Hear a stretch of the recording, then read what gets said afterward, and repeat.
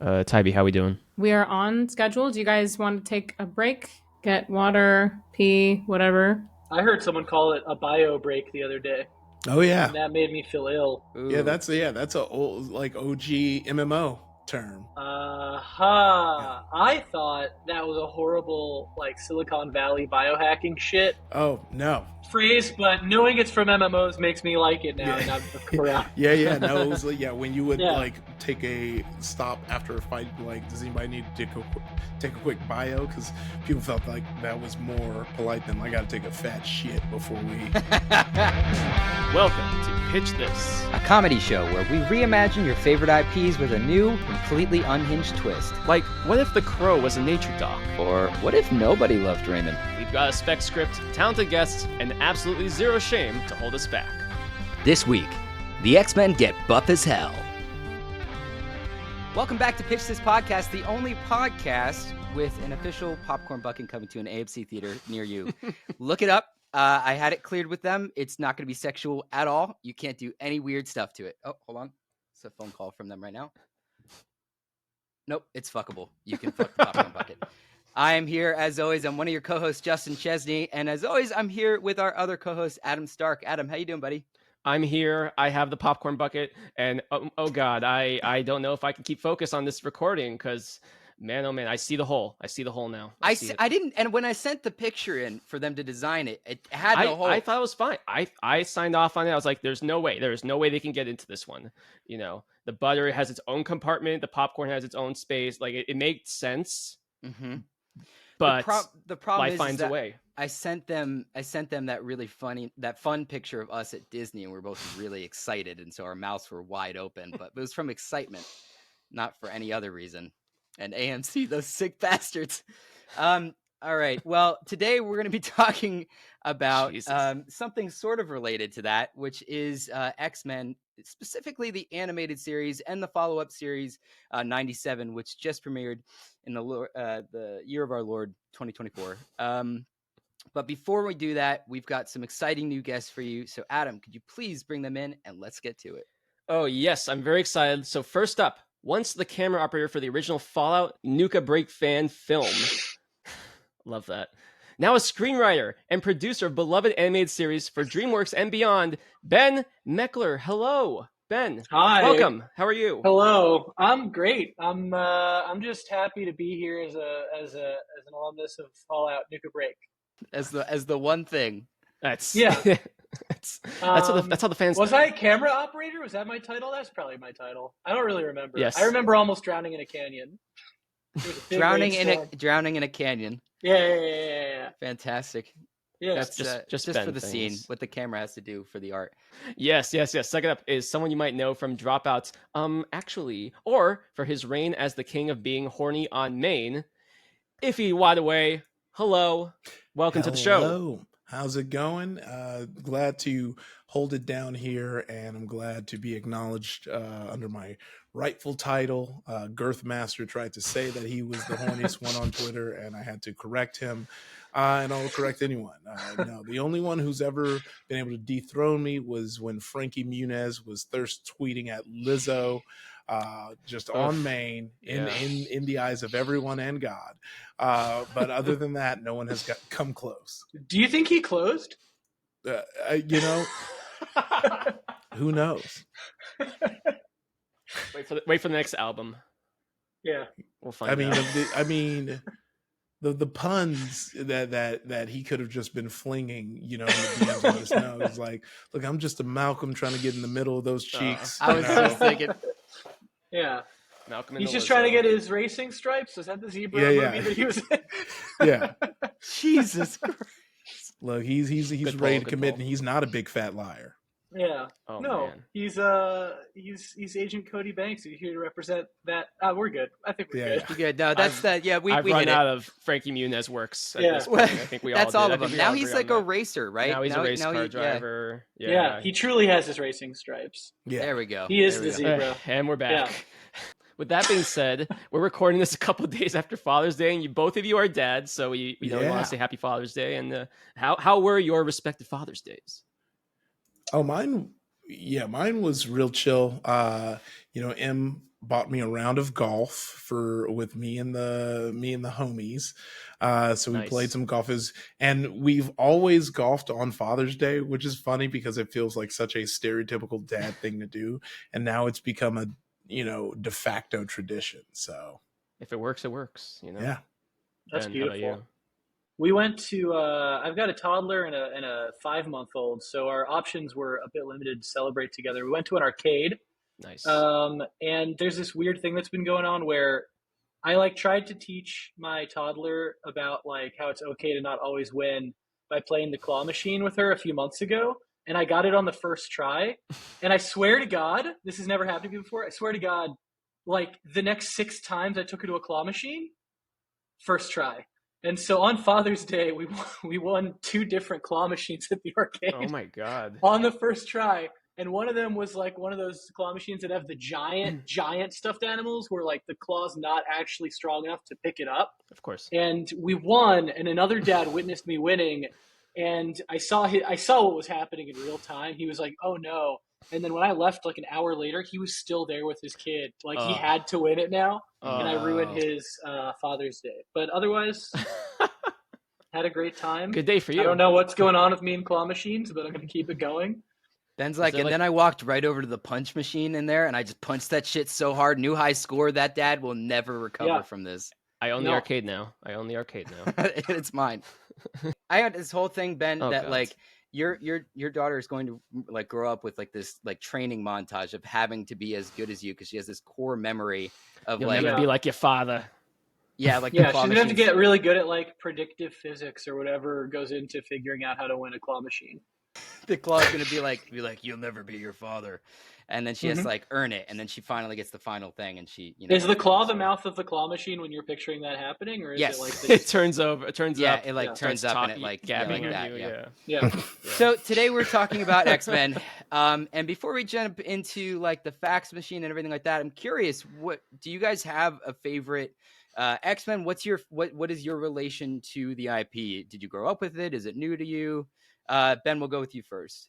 I love the X-Men. I have a core memory of I was like not well off as a child, and I would hang out at like Target with my mom a lot as a kid and watch like X-Men on the TV in the little food court at the Target, and then go browse the X-Men toys. So I watched the show, but like kind of had no idea what was going on a lot of the time because it aired somewhat out of order as reruns, and I was like 5. But I loved it. And then as I got older, because I loved the show so much, I would go to the library and get like one of those reference books of like every X-Men character and just pour over them. And so because of that, my favorite, I just didn't have time to get into the comics. I was like, I don't know where to start. This is too much. I can't buy comics. I'm going to just go through this reference book. So I just studied all the characters because I thought they were interesting and cool. And because of that, I feel like I love all the like really weird fucked up X-Men when they'd already made like 100 and they had to come up with a new one. And they were like, I don't know, guy with maggots for feet. Shit, I don't know. What if a guy had bones on the outside? That could be an X-Man. Sure. And his name's Bones. I don't know. That's what we those had. are We all- were on a deadline. His name's Bones. Yeah. Yeah, big fan of all of those guys. But that's my I love the animated series. And I did watch, despite being pretty like over the Marvel Media Machine by the time the new series rolled out. I engaged and I enjoyed it. It was really good. Awesome. And how about for you, Effie? Yeah, I mean, when it dropped, I was the appropriate age for it to be my whole jam and personality. I had the Pizza Hut VHSs that would come, and it Hell would have yeah. the black and red cover. I had the like Pogs that they had during that giveaway. I was deep into Bishop. I played the arcade cabinet game. I was all about it. When 97 rolled around, I was kind of on that same boat where I was like, I'm still taking my pause from the Marvel machine, but it sounds like it was amazing. So I definitely am going to jump in and check it out. But, until then, I'm just kind of vibing, and just like seeing the memes come through and seeing people horny for Magneto. They're gonna say horny for maggot feet guy. Yes. Yeah. That's the bravest thing is that they brought Maggot Feet Guy and Bones into the X-Men for this one. They do a lot of that though. They are like, hey, remember this guy, and they bring a lot of the weirdest ones in. Yeah. Which I appreciated. Well, for those, and I'm sure our listeners will understand this too if they've seen the show, especially when we get to the episode, unfortunately leading up to we'll say the Genosian episode. One of my favorite parts of it is all of just the little mutants in the background, just like, whether they've ever made an appearance in the show or are comic specific, and everything. Every single shot is something interesting for X-Men fans, and it's an incredible episode of television. So I think with that, we are going to boot up our fax machine. We're going to learn about our normal boring facts about X-Men, the animated series, and the X-Men in general. And then once we learn all that, we'll learn into the fun stuff. But first, the fax machine. Created by comic legends Stan Lee and Jack Kirby in 1963, the X-Men are a team of superheroes appearing in Marvel Comics whose various superpowers are derived by genetic mutation. Since their debut, the X-Men have kept a rotating roster of active members and have seen their fair share of varied interpretations. To this day, mutants have held the spotlight in 5 different animated television shows, 4 live-action ones, 13 movies, and 25 video games. Though there are plenty of variations in media, today's episode will be focused on the original animated series, airing from 1992 to 1997, and its sequel series, X-Men 97, which premiered in March of 2024. X-Men the Animated Series was helmed by head writer Mark Edward Edens and story editor Eric Lewald. The series ran for 5 seasons, a total of 76 episodes, despite fighting a constant uphill battle with production delays, quality control, and studio creative pushback.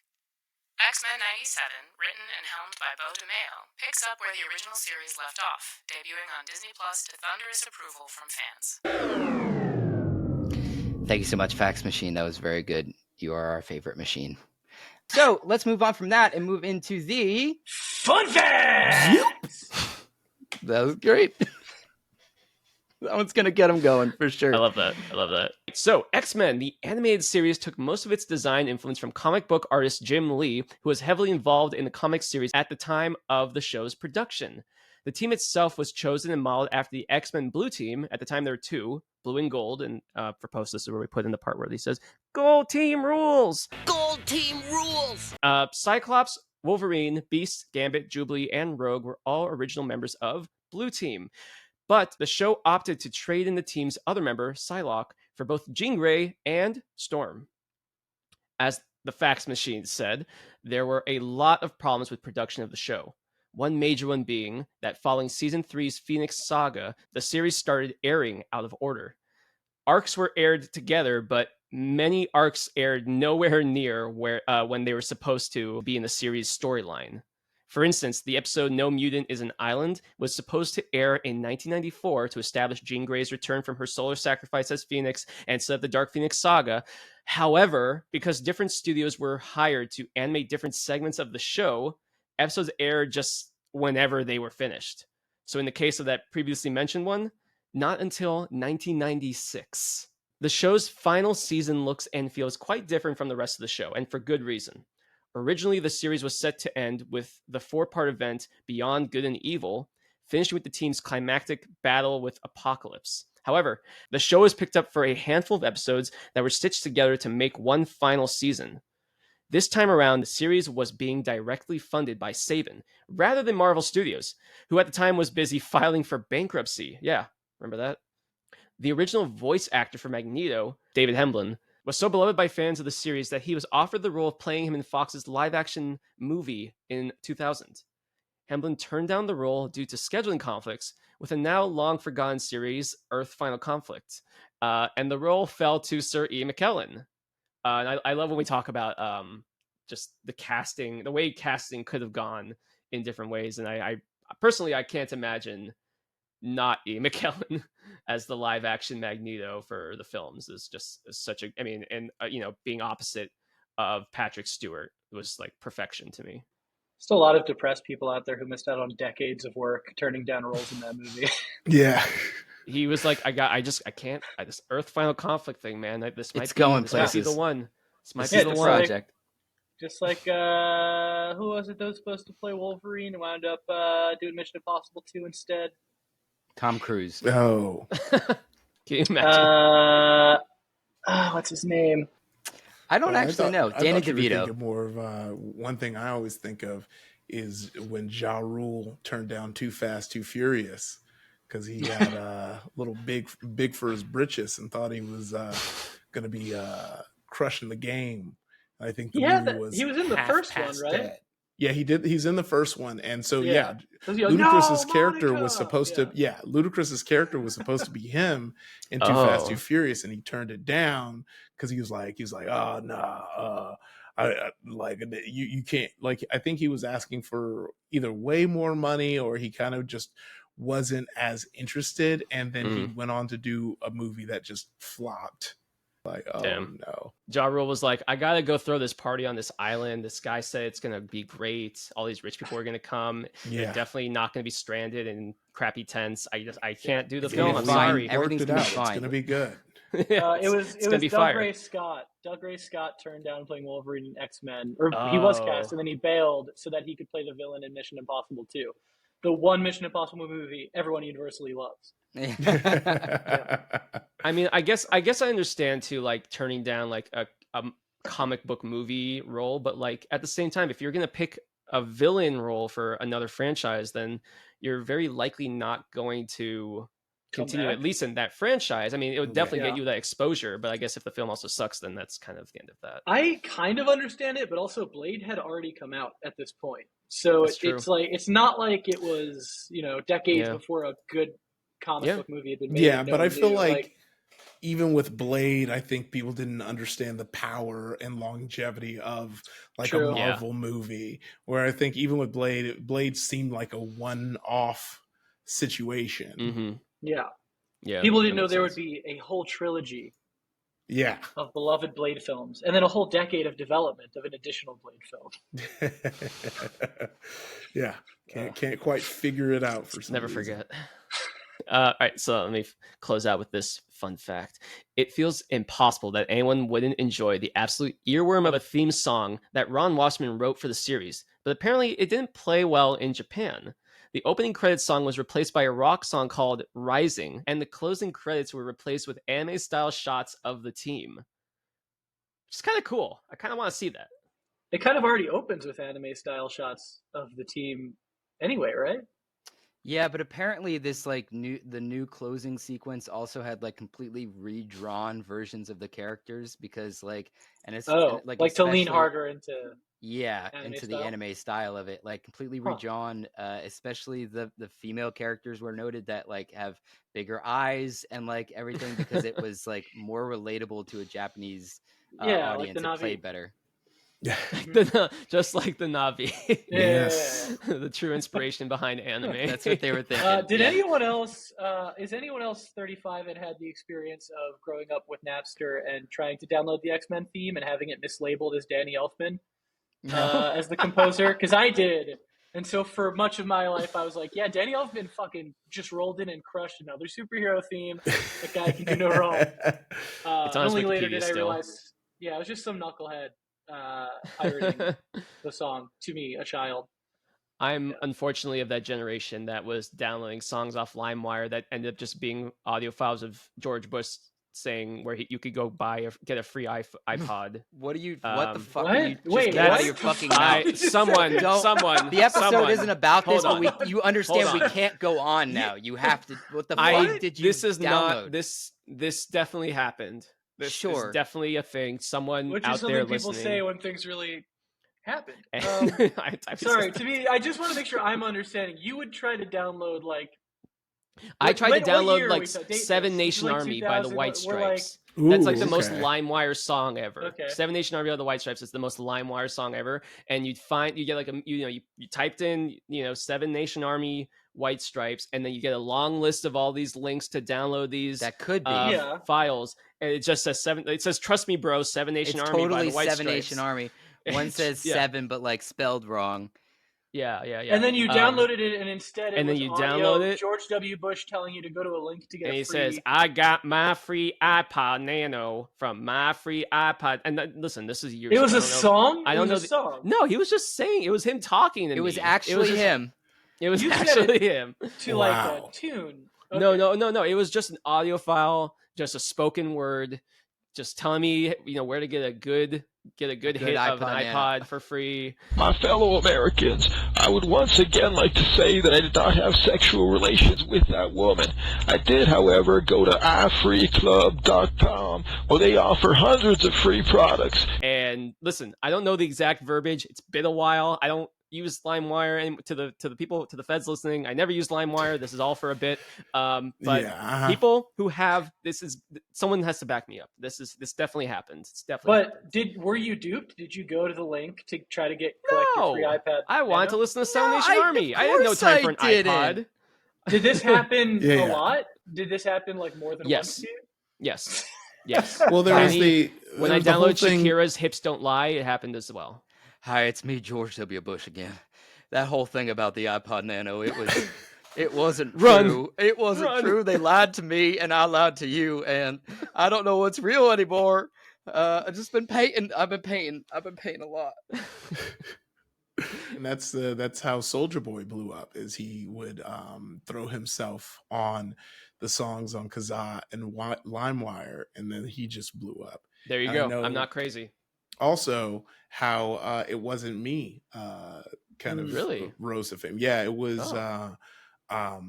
It's a really good. They have a whole. Vice has these documentaries about one hit like wonders or songs, like the story behind the song, and Shaggy wanted to make It Wasn't Me kind of like the lead song, and the studio was like no, and then they were doing a tour from the East Coast going west to like raise awareness of the album, and it really wasn't going well. Not too many people knew who it was, and then some Hawaiian DJ downloaded It Wasn't Me on LimeWire and was like, oh, this song's a hit, played it on the radio. It blew up that day. So then by the time they got to Texas, there was a whole crowd waiting for Shaggy, and he was like, what's happening? Like no one knew who I was. And it was because from the West Coast going east, his song was just taking over. It was just one of those stories that I was like, oh, this could only have happened in this time era. Yeah. Wow. The manifest destiny of Shaggy. Yeah. Jesus Christ. Anyway, thank you, Adam. Sorry, you were saying some shit about the X-Men? I don't know. Yeah, it's not important. So thank you, Adam, for our fun facts. We are going to take our quick break, get to our ads so we can eat and survive, and then we'll be right back.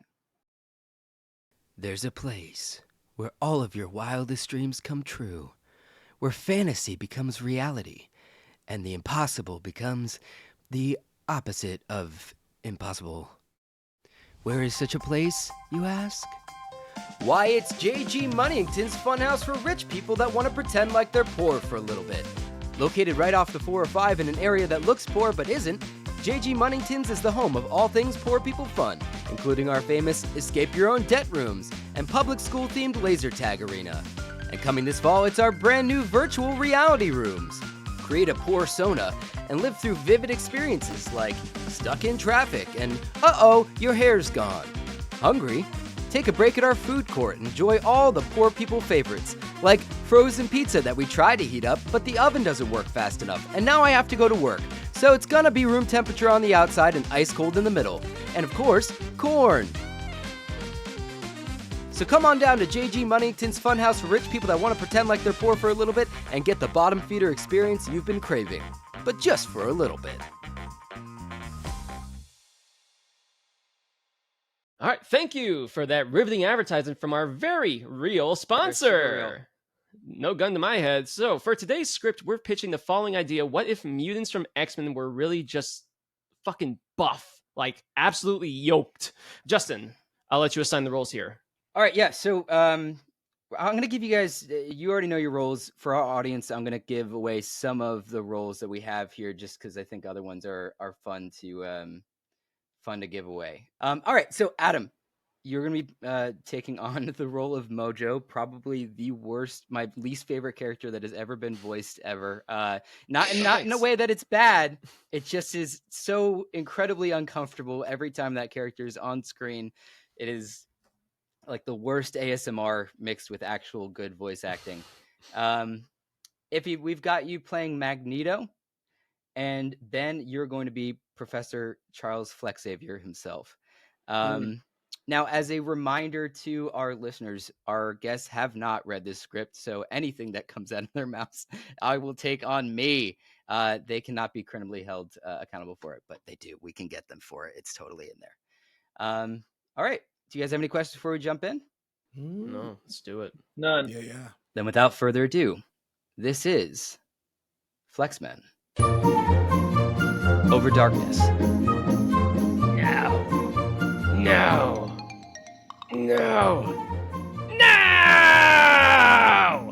Smash cut to interior Mojo World control room day.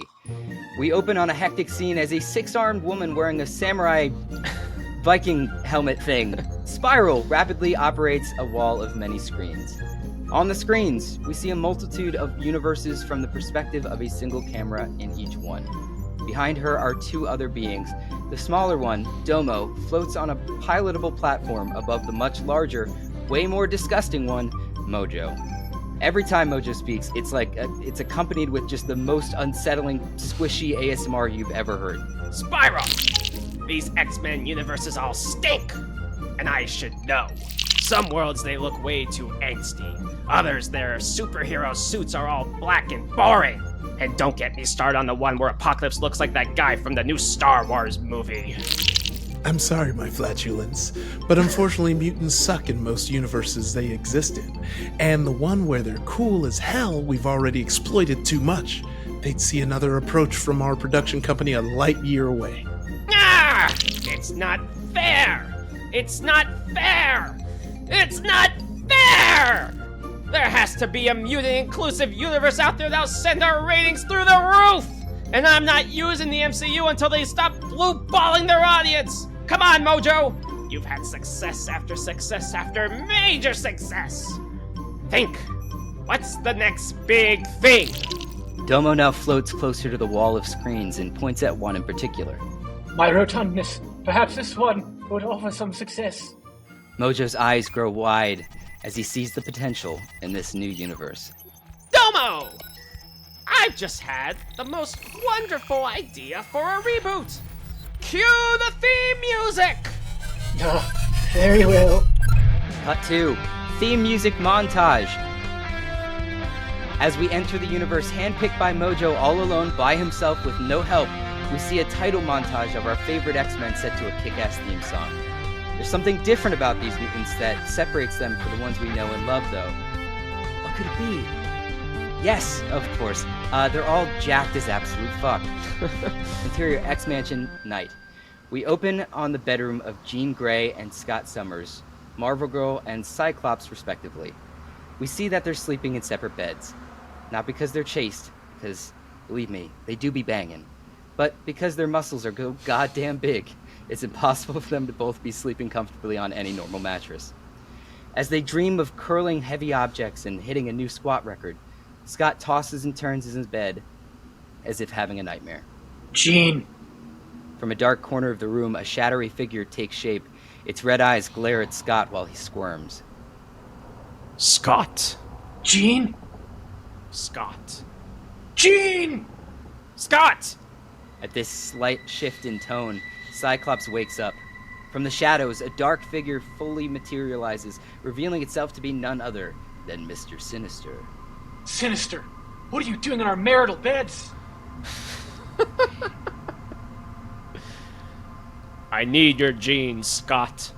And I need Jean's genes to make... Say the line. This is Brian Seltzer. And I need Jean's genes to make more genes. You have no idea how special Jean's genes are, Scott.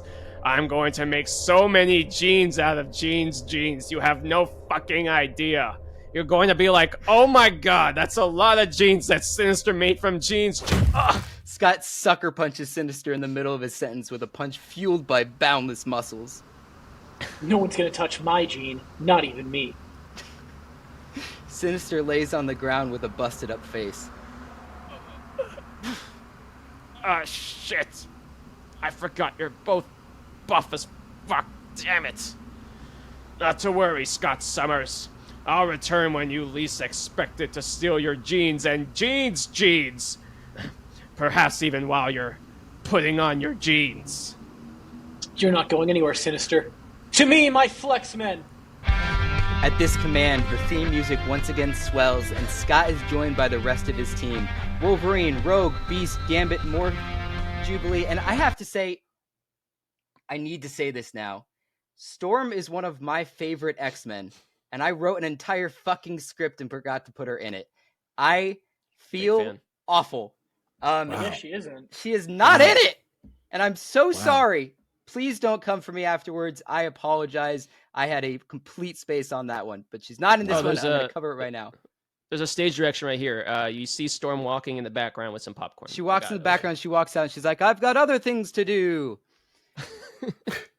But in the meantime, he's joined by the rest of his team. Wolverine, Rogue, Beast, Gambit, Morph, and Jubilee. All jacked as balls. You're about to be punted in tomorrow, sugar. And believe me, the professor never lets us skip leg day. Sinister sits upright, his face caked with fear. Oh, fuck. Fade 2. Interior War Room. Morning. The team, now joined by Professor Flex-Xavier, sits around a large round table. The professor, whose upper body is fucking insane, speaks to the group from sort of the head of the table, if, round tables had like a front. You know what I mean. We have to be more careful, my FleX-Men. Sinister was able to infiltrate our home without setting off an alarm or raising a single hair on our absolutely swollen biceps. If Scott and Jean hadn't been doing their special psychic reps in their sleep, it's possible he could have stolen their genes. And we don't even know for sure what he wants with them. I do. When Sinister entered the room during Scott and I's special psychic reps, I was able to sense his intentions. He wants to steal Scott's and my genes. Scott's and Jean, me, Jean's genes, to make the most genetically jacked baby of all time. Well, we're a far cry from ever letting that happen. Isn't that right, mon amis? Mon ami? Mon ami. That's the best take on Gambit I've ever heard. He's I want 1920s transatlantic man. That's exactly yes. That's my Gambit. True American. Oh, am I also Jubilee? Fuck. You are, sorry. Yeah. All right, you should also do her as like a guy who's about to catch a train. Exactly. Yeah. Yeah, but it makes sense that Sinister would attack just after Scott and Jean's wedding, since they can both physically make a baby now. All these people sound like they could have been on the Titanic, but maybe missed it because of a business meeting. I was late for the train. Blank stares from everyone else. How old did you say this girl was again? I don't know, 12, 35, who cares? The point is, if Jean and I want to make a baby, we're gonna have to make one on our own terms. A single tear falls from Wolverine's eye and lands on his gigantic pegs. As the famously buff Homo sapien John Cena once said, Vicky is so fat that her baby pictures were taken via satellite. And, does that have anything to do with what we were just talking about, or? Yes, that quote had the word baby in it. The FleX-Men begin to squabble about the meaningless detours this meeting has taken. Enough, my FleX-Men. A house divided can never truly be swallowed with shit. Let us go to the gym so that we may clear our minds with mad gains, and perhaps then we will find a solution. The squabble dies down to a muffled conversation as the team starts to filter out and head to the gym, leaving Wolverine to catch Jean as she's walking out. Jean, Logan. Jean, it's so hard for me to see go through this. You know how my muscles ache for you. Logan, your quivering quads must find another. I'm in love with Scott and his rippling buys and tries. You know that. I know. But also never move on from me. I won't, Jean. She smiles deviously and heads to the gym. I won't. Cut to interior Magneto's hideout day. You failed? We see the source of this booming voice as a helmet-clad man, Magneto, looms over a beaten-up Mr. Sinister in his cave of a hideout. I was so close, Magnus. I could feel their genes. If I had only accounted for exactly how ginormous their bulging thighs and tries were, I could be making so many jeans right now. Jeans? But what of the true target? Oh, what? Oh, yeah, I got that. He pulls out a sheet of paper that's been carefully folded and hidden in his bodysuit somewhere. Magneto swipes it immediately. Why didn't you just say that, you doctoral dipshit? I don't care about your weird-ass kink experiments. I just want to make the buffest baby. Is that so much to ask for? At long last. He unfolds the paper and stares at it longingly. I've acquired the FleX-Men's gym schedule. He holds the paper up triumphantly. Now I know exactly when the FleX-Men will be too distracted by their gains to notice that I've put my true plan into action. For too long, Charles Flex Xavier and his horde of gym rats have plagued my efforts to build a new world. One that not only values mutant life, but kneels to it. After a beat. Can I go now? Like, do I have anything else to do here? Can I just, go do my own thing again? Yes, squirm, you weird worm man. You are no longer needed for this plot. Alright. He leaves. And so it begins. Interior, Flex Mansion Gym, day. Each of the Flex-Men are in the middle of their own quite unique workouts. Beast curls a fucking Vespa in one hand while he reads a book with another. Wolverine is benching Morph, who has turned into the Juggernaut. Jubilee squats like 500 fucking pounds easy while listening to the latest fad boy band in her Walkman. And Scott struggles on a rowing machine, shouting Gene with every rep. Gene! Gene! Gene! Gambit, who has just finished a sweaty set, is caught by Rogue as he heads to the locker room. Hey, sugar. Mind lending the old Belle a hand? Ah, Cher. You know Gambit is always down for a little post-pumping. Or razzle-dazzle and whatnot. Come on, see the latest. She pulls Gambit into the locker room. Ha-cha-cha-cha. She pulls Gambit into the locker room, secluded from the rest of the Flex-Men. Remy, I can't get any beefier than I already am on my own. I'm too strong. I'd have to punch a hole through Alabama to break a sweat. You do what you want with Alabama, Cher. Just leave Gambit's New Orleans out of it. No, all right. No, Remy. I mean, the only way I can get jacked as a car with a flat tire is to siphon muscle from someone else, and I was wondering if... Whoa. Slow down, Cher. I'm John Mulaney This now. time on The Legend of Korra. Gambit may be a thief, but he ain't no juicer. And I'm new in town. Come on, you old swamp rat. Just a little, I'll let you. Gambit's in. But I didn't even say what it was. Gambit doesn't care. Gambit will take what he can get. Then come here, sugar. Back in the main gym, Flex Xavier and Gene. The main gym? Yeah, the main gym. Back in the main gym, Flex Xavier and Gene discuss next moves. As they speak, Gene juggles like 15 dumbbells in the air with her mind. In the background, we can hear lightly pained moans coming from Gambit in the locker room. Oh. What's next, Professor? I'm not sure, Gene. I can't just use my mutant mind powers to find out what Sinister's true motives were. You know I don't like invading another living being's mind unless absolutely necessary. He approaches Scott on the rowing machine and immediately invades his mind. You're done here. I'm done here! He gets up and walks away. The professor motions to Gene with a non-verbal uppies. Fuck, I wrote this like a week and a half ago and I forgot I put that in there. Son of a bitch. You did it again. She lifts him up and places him on the rowing machine. Charles starts ripping through reps like the jack son of a bitch he is. But I can't imagine Sinister was working alone. There's just no way to know. Actually, Professor, I just meant what's next on the workout schedule. Oh, yes, of course. Let me just check the only printed copy we have of it. He reaches into his pocket, but it's not there. But where could it have... On a small television that's mounted in the upper corner of the gym, we see a news flash subtitled Magneto Attacks Congress Again. That magnetic son of a bitch. Cut 2. Interior U.S. Capitol Building, day. Human screams erupt from the Congress meeting chamber as Magneto launches a metal desk across the room. Multiple congressmen try to escape through the room's large oak doors, but are trapped by metal blockades placed by Magnus. For too long, my people have been plagued by human hatred.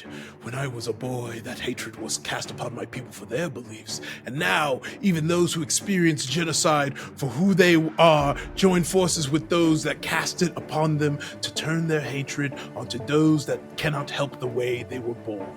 And so the cycle continues, until I break it. He summons much of the room's metal to create an elemental shield around him, a la Aang in the Last Airbender finale. Today I shatter the wheel of human corruption, and even the FleX-Men, who valiantly put their lives on the line to save your putrid kind, cannot stop me this time. The glass ceiling above Magneto is shattered, and shards of sharp glass fall to the ground everywhere. Everyone's probably fine, though. Think fast, bub. Wolverine rockets down from the roof like a missile. Magnus moves literally slightly, and Logan misses, continuing his trajectory towards the ground.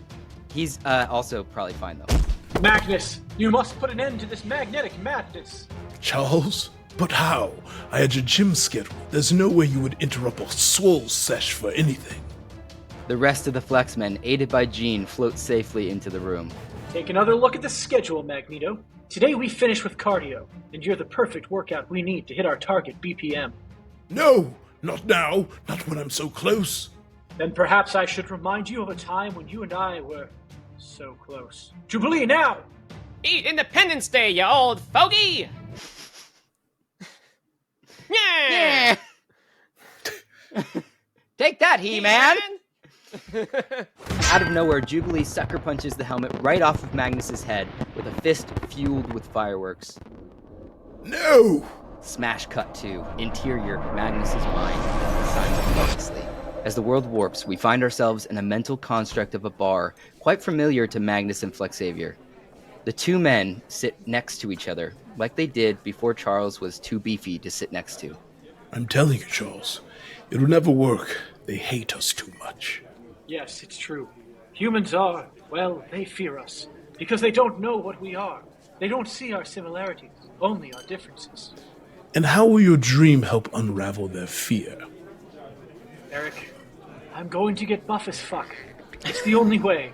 And when I'm a beefy boy, I'm going to open a school for mutants who want to be beefy boys as well. When the humans see that we like getting absolutely shredded as much as they do, they will learn to trust us. Please, Magnus, I asked you to trust me then. The memory warps to present-day Magnus and Charles. And I'm asking you to trust me now. Charles, Please, Magnus! Please, you may at times only see me as your enemy, but I will always see you as my friend. And only my friend. And nothing else. Nothing beyond friends has ever happened between us. You ask so much of me, you beefy bald bastard, but I do not wish to harm my friend, and only my friend. There's nothing more between us at all. Of course, there's literally nothing, and we're just good friends. Then, old friend, reluctantly, I yield. They both smile at each other, like how friends do. Just friends. From beyond the confines of this mental prison, a voice booms. No! No! No! No!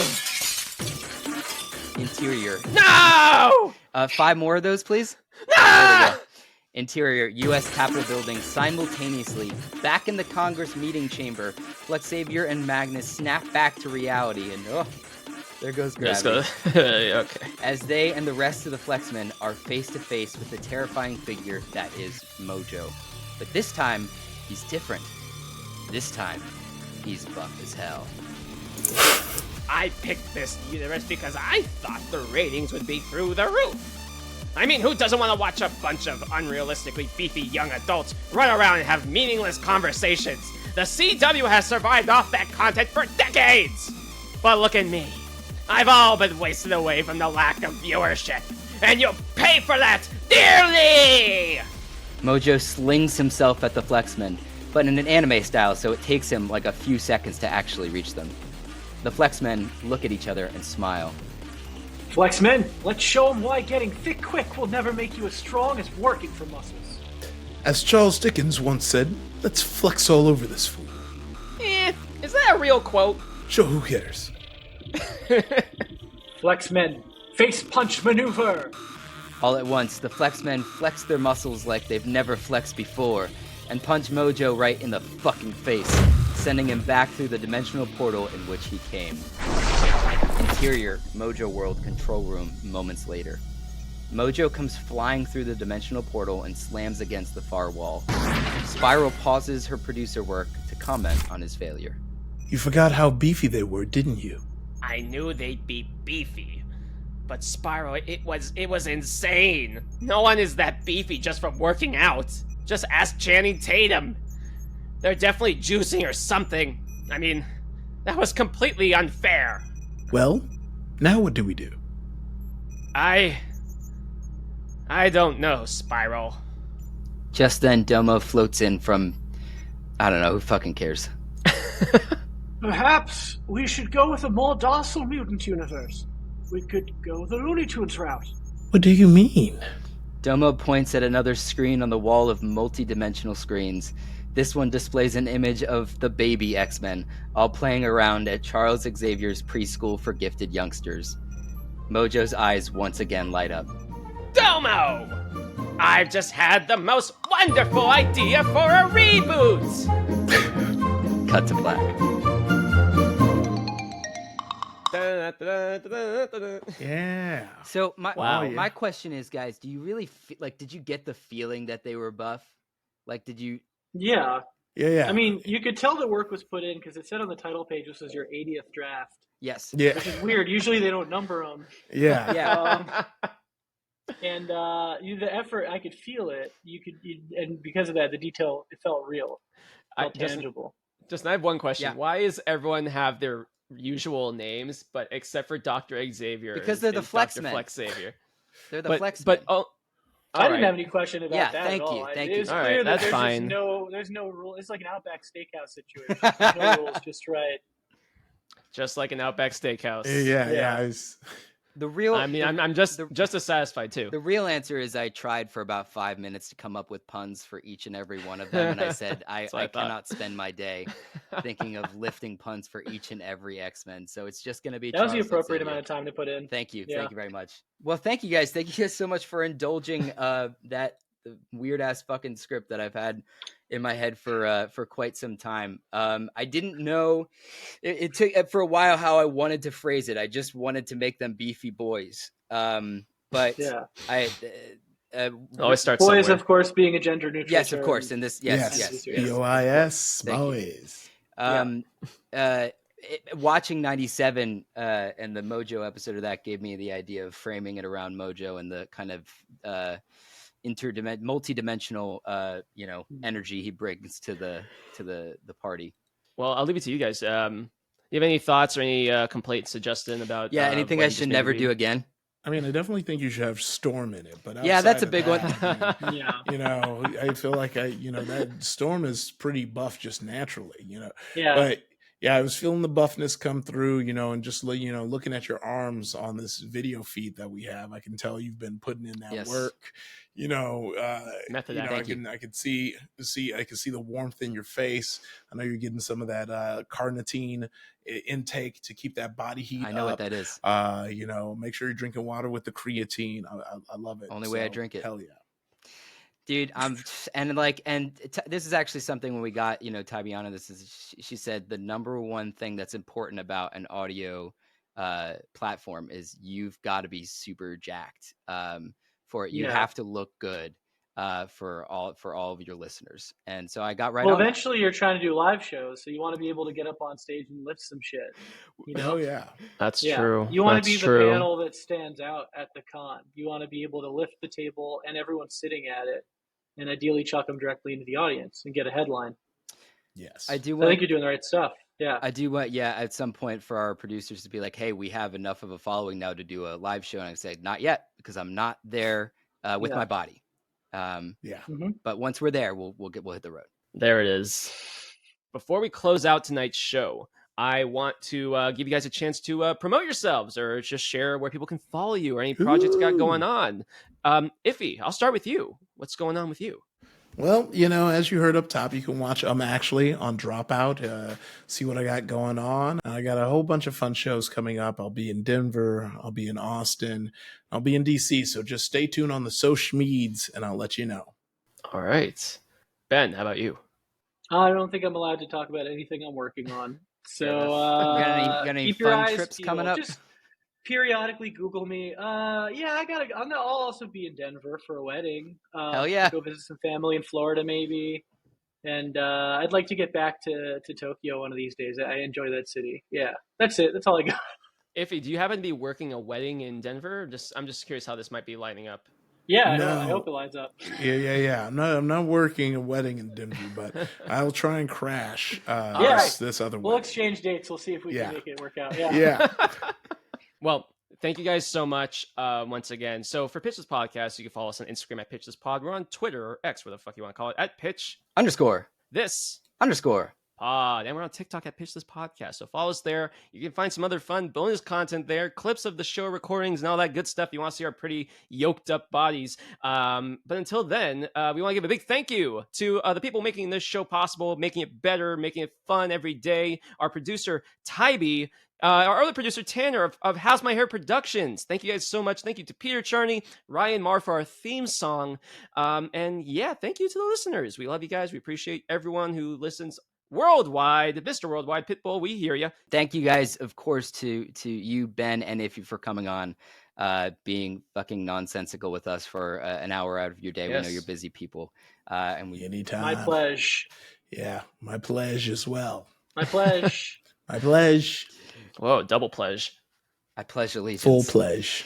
As always, we close out our episodes with a one of the worst reviews I could find from social media / rating site Letterboxd to close out something on our topic of the day. So this is a review from Letterboxd by user May.